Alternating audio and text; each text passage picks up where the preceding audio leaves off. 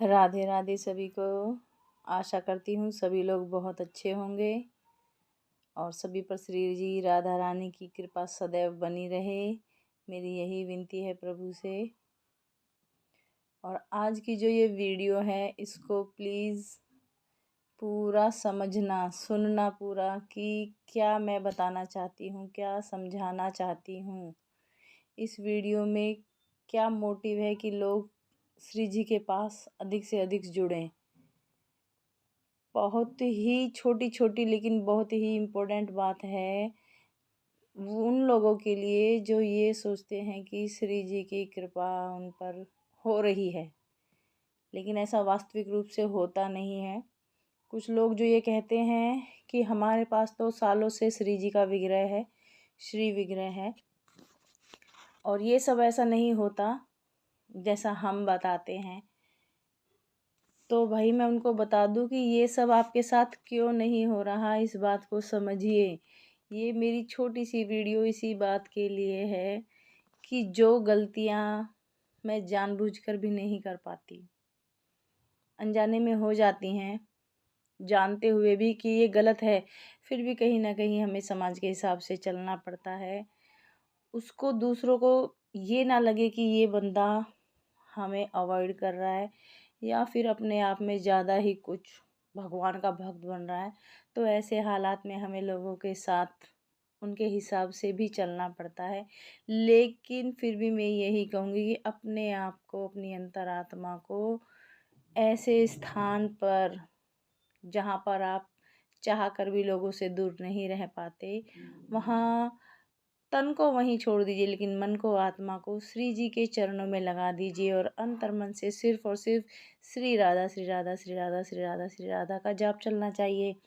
ताकि हमसे कोई गलती भी हो रही है तो श्री जी को ये लगे कि मेरे बच्चे मजबूर हैं, क्योंकि हम समाज के साथ जुड़े हुए हैं, परिवार के साथ रहते हैं। और यही हाल अभी अभी कुछ 2 दिन पहले मेरे साथ हुआ कि मैं रात में, मतलब शाम को, मेरे बहुत ही क्लोज़ परिवार वाले, मेरे सगे संबंधी हैं जिनके यहाँ शादी है, तो मैं वहाँ पर गेट टुगेदर में गई। वहाँ पर मेरा बहुत अच्छे से वेलकम हुआ।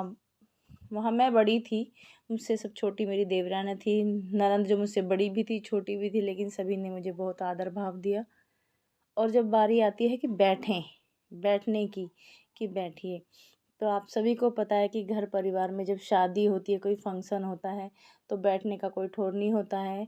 आपको जहाँ स्थान मिले बैठना पड़ता है, सभी के साथ होता है। तो भीड़ भी काफ़ी थी और वहाँ पर जब मुझसे कहा गया कि भाभी दी आप यहाँ बैठिए, तो मैंने काफ़ी समय तक विचार किया कि क्या मैं यहाँ बैठने लायक हूँ, बैठूँ कि नहीं, क्योंकि मैं श्री जी की बच्ची हूँ। मैं अपने आप को श्री जी को समर्पित कर चुकी हूँ। सामने वाले को क्या पता कि मुझे कहाँ बैठना है कहाँ नहीं, ये तो मुझे स्वयं देखना है कि मैं किस राह पर चली हूँ और मुझे क्या करना है क्या नहीं। तो यहाँ गलती मेरी थी और मैं जहाँ पर मतलब बैठी, मैं बोलना नहीं चाहती, कुछ बातें पर्सनल होती हैं हम सभी की, तो आगे से मुझे ध्यान रखना है, या तो मैं अपने घर में रहूं, कहीं जाऊं ना, और अगर जा रही हूं तो सामने को ये अपेक्षा नहीं रखनी है कि मुझे वहां जाते ही भैया सबसे अच्छी जगह मिलेगी बैठने के लिए या अलग स्पेशल कुछ होगा। तो जैसा भी हमारे लिए माहौल होता है हमें उसमें ढलना पड़ता है और उसी माहौल के हिसाब से हमको आगे चलना पड़ता है। तो हमें अपनी सावधानी स्वयं देखनी है, किसी से भी ये नहीं कहना कि नहीं मुझे यहाँ नहीं, यहाँ स्थान चाहिए, यहाँ नहीं, यहाँ बैठना है। बस अपने आप को हालात के अनुसार ढालना है या फिर अपने घर में रहिए। तो इसमें सामने वालों की कभी कहीं कोई गलती नहीं है, गलती सारी मेरी है। तो श्री जी मुझे क्षमा करें, आगे से मैं ध्यान रखूँगी और ऐसी गलती फिर कभी मैं जानबूझकर तो क्या अनजाने में भी नहीं करूँगी। मुझे क्षमा करें मेरी प्यारी श्री जी।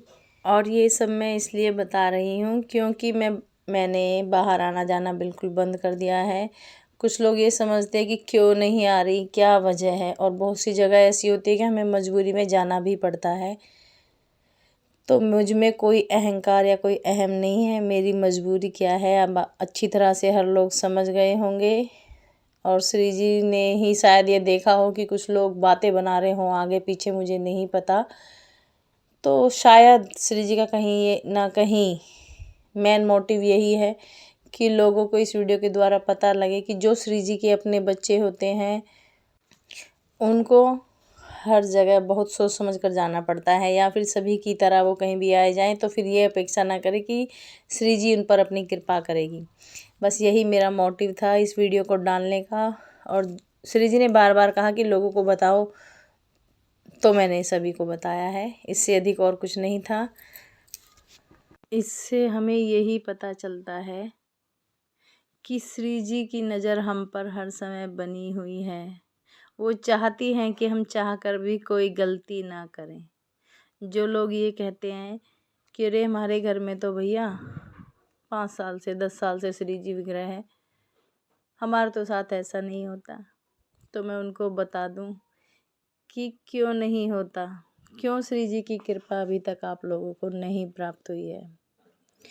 क्योंकि श्री जी उन्हीं पर अपनी कृपा करती है जो श्री जी के लिए समर्पित हैं। धन से और तन से तो हर कोई समर्पित है, लेकिन मन से समर्पित हो जाइए। आप इस गंध से भरे हुए संदेह के साथ कहीं भी रहिए, लेकिन आपका मन हर समय श्री जी के पास होना चाहिए। ऐसा नहीं है कि आपने कहा कि भैया मैं तो सुबह उठती हूँ, सबसे पहले स्नान किया, श्री जी को भोग लगाया, स्नान आदि करा के पूजा पाठ करके श्री जी के सुंदर सुंदर वस्त्रों से श्री जी को सजाया धजाया, ऐसे मुझे कृपा प्राप्त हो जाएगी। तो ये बिल्कुल नहीं है, क्योंकि हमें हमारी श्री जी को हमारे अवगुण और गुण सब समर्पित करने होते हैं। और सिर्फ श्री जी के ही दम पर हमें सांस लेनी होती है। हर समय यही सोचना है कि सांस अंदर आए तो भी राधा, बाहर जाए तो भी राधा, श्री राधा श्री राधा श्री राधा। कोई चाह ही नहीं रखनी है कि मुझे ये चाहिए या वो चाहिए। मैंने अभी जो दंडवती परिक्रमा की थी वो भी किसी चाह से नहीं की थी। मेरी कोई परीक्षा ली होगी श्री जी ने किसी के द्वारा, शायद मेरे सामर्थ्य को परखने के लिए मेरी मैया ने ऐसा किया, और मैं उसमें कामयाब हुई कि नहीं वो तो मेरी श्री जी ही जाने। लेकिन मैंने अपने और श्री जी के विश्वास को टूटने नहीं दिया। समझ रहे हैं मैं क्या समझाना चाह रही हूँ सभी को। इसीलिए मैं ये कह रही हूँ कि इस वीडियो को बहुत ध्यान से बारीकी से सुनिएगा और समझिएगा कि श्री जी किस प्रकार अपने भक्त को चाहती है और क्या उनसे चाहती है कि उनके भक्त अगर उनका सानिध्य चाहते हैं तो अपने आप को अपने हिसाब से नहीं, श्री जी के हिसाब से ढालें कि अगर मैं ऐसा करूँगा तो श्री जी को पसंद है या नहीं, मैं कहाँ गलती कर रहा हूँ कहाँ नहीं। कोई नहीं देख रहा, कोई बात नहीं, भगवान तो देख रहा है। समझ रहे हैं ना सभी लोग। इसलिए जितना हो सके इस वीडियो को शेयर करो, ताकि जिनके घर में श्री विग्रह है उन पर कृपा नहीं हो रही है, वो जहाँ कहीं भी छोटी मोटी गलतियाँ कर रहे हैं उनको सुधारें और श्री जी के श्री चरणों में ध्यान लगाएं, ताकि मेरी श्री राधा रानी की कृपा उन पर भी ऐसे ही बरसे जैसे मुझ पर बरस रही है। मैं थोड़ी सी भी गलती अगर कहीं कर देती हूँ तो मेरी श्री जी तुरंत मुझे डांट देती है, रुक कहाँ जा रही है। ये असीम कृपा है।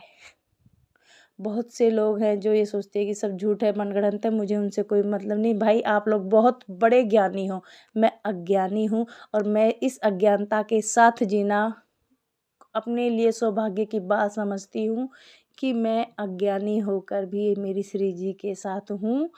ज्ञानी लोगों से मुझे डर लगता है, ऐसे लोगों से मुझे दूर रहने दीजिए। मैं मूर्ख ही सही हूँ, पढ़ी लिखी गंवार हूँ, अच्छी बात है। समाज के साथ ना चलकर मैं अकेली भी रहूं, लेकिन मैं मेरी श्री जी के साथ रहूं, बस यही मेरे लिए काफ़ी है। और भाइयों बहनों प्लीज़ आगे बढ़ो, क्योंकि जीवन का अंत मृत्यु है और मृत्यु हर किसी को प्राप्त होती है, लेकिन मुक्ति मोक्ष गोलोक धाम जाकर ही मिलेगा। तो अपने आप को इस लायक बनाइए कि श्री जी स्वयं आए हमें लेने के लिए। मैं नहीं चाहती कि जब हम जाएं तो मुझे लेने कोई भी आए, नहीं। मेरा एक ही मोटिव है, सिर्फ और सिर्फ श्री जी आपका साथ मिले, कैसे भी मिले, जीते जी मरने पर, हर समय हर कदम पर आप मेरे साथ रहें। और मुझे कोई चाह नहीं है और इस चाह को मैं छोड़ना नहीं चाहती किसी भी कीमत पर। भले ही मुझे आज बिस्तर पर लिटाया है, ये भी कहीं ना कहीं मेरे लिए अच्छा है कि मुझे पता चला कि आहा, श्री जी मेरे साथ तो हैं। कहते हैं ना कि भगवान अगर दंड भी दे तो भी खुश हो जाना चाहिए। रे चलो, इसमें भी हमारी हार नहीं, हमारी ही जीत है कि भगवान की नज़र मुझ पर, हम पर है। अहम तो कभी पालना ही नहीं, हमेशा विनम्र भाव से झुक कर रहना है। और सभी से मेरी प्यार भरी राधे राधे। श्री जी की कृपा सभी पर बनी रहे। एक छोटी सी लीला जो धनवंतरि परिक्रमा में रह गई थी, वो मैं आपको अभी दूसरी वीडियो में डाल कर दूँगी, क्योंकि आज मैं पड़ी हूँ, मेरे पास कोई काम नहीं है, तो मैं आज आपको अपनी कल की लीला भी बताने वाली हूँ। लेकिन इस वीडियो में नहीं, दूसरी वीडियो में। ये वीडियो बहुत लंबा हो गया है, तो सभी से हमारी राधे राधे।